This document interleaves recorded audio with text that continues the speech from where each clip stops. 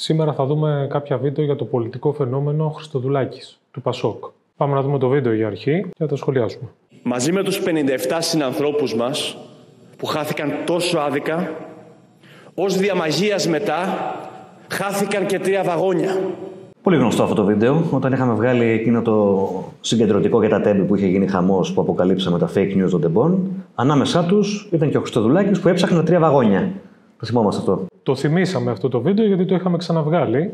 Μάλλον δεν το θυμόταν ο ίδιος ή νόμιζε ότι δεν το θυμούνται οι υπόλοιποι. Καταδείξαμε τότε πώς πολιτεύτηκε αυτός ο άνθρωπος στη μεγαλύτερη τραγωδία που έχει συμβεί τα τελευταία χρόνια στην πατρίδα μας. Ότι είναι ένας απλός τυμβορύχος, εμείς το ξέραμε. Ο κύριος Χριστοδουλάκης φάνηκε ότι ίσως είναι ένας μικρός αντιγραφέας του Κυριάκου Βελόπουλου. Ναι, και αυτό έχει σημασία για ολόκληρο το Πασόκ, το οποίο θέλει να εμφανίζεται ως σοβαρό, αλλά στην περίπτωση των τεμπών, ειδικά εκείνη την περίοδο που προσπαθούσε να αλλιεύσει ψήφους, δεν είχε καμία διαφορά από το Βελόπουλο. Καμία διαφορά. 3 βαγόνια χαμένα.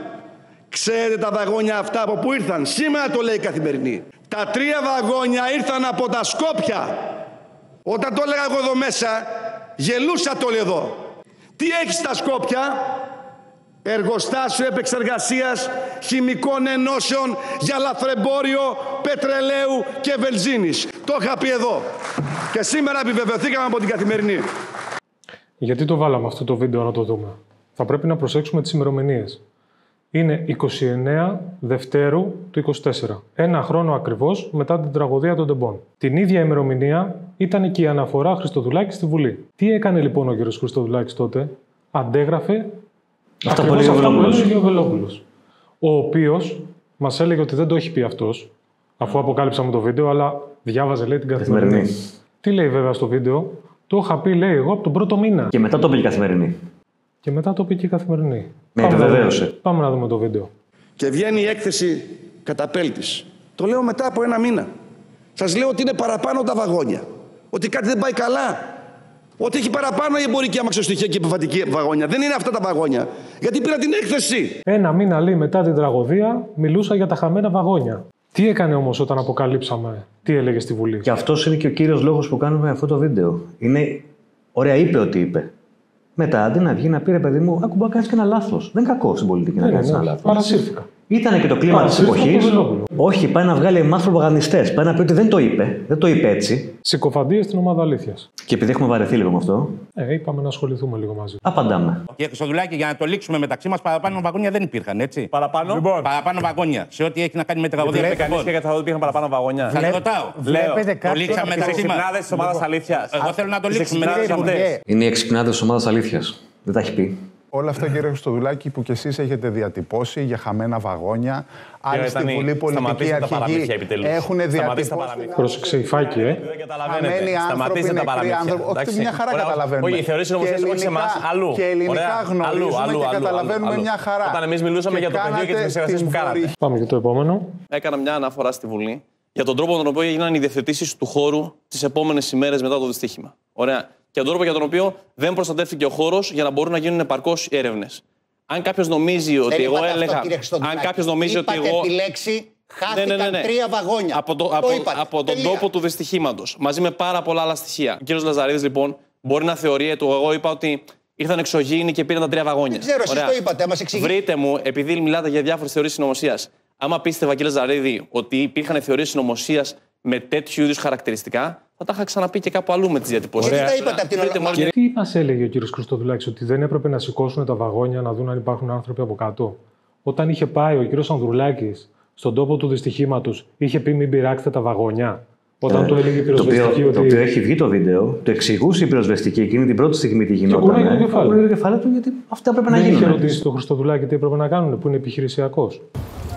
Στο δεύτερο βαγόνι έχουν μείνει κάποια υπολείμματα, να δούμε αν υπάρχουν κάποια ακόμα από κάτω. Το τρίτο βαγόνι είναι αυτό που βλέπετε μπροστά σας και αυτό πρέπει να σηκωθεί. Αυτό επειδή η γερανή δεν εργάζονται τη νύχτα για λόγους ασφαλείας. Επειδή βγήκε και στον Νίκο τον Χατζηνικολάου και τον ακούσαμε εκεί με ακόμα. Αλλά το ίδιο πράγμα ακόμα χειρότερα, ναι. Πάμε να ακούσουμε τι είπε στο Real FM. Λέγατε ότι έχουν εξαφανιστεί βαγόνια. Και τι έλεγα, δηλαδή, ότι τα πήραν εξωγήινοι? Δεν ξέρω τι λέγατε ακριβώς, αλλά λέγατε πάντως ότι υπάρχουν βαγόνια που εξαφανίστηκαν. Εγώ δεν είπα αυτό.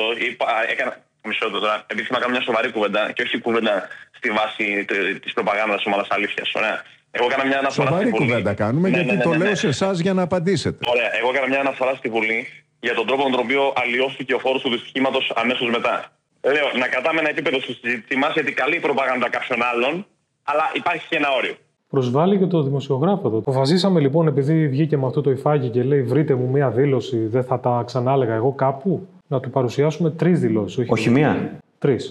Ένα βασικό θέμα είναι ότι λείπουν 3 βαγόνια αυτή τη στιγμή. Πού πήγανε? Πρέπει κάποιος να μπορεί να απαντήσει στο ερώτημα αυτό, όχι σε εμάς, στις οικογένειες των θυμάτων. Δεν γίνεται ένα χρόνο μετά, εκτός από τους 57 συνανθρώπους μας, να λείπουν 3 βαγόνια. Μετά ως διαμαγείας χάθηκαν και 3 βαγόνια. Πού πήγανε?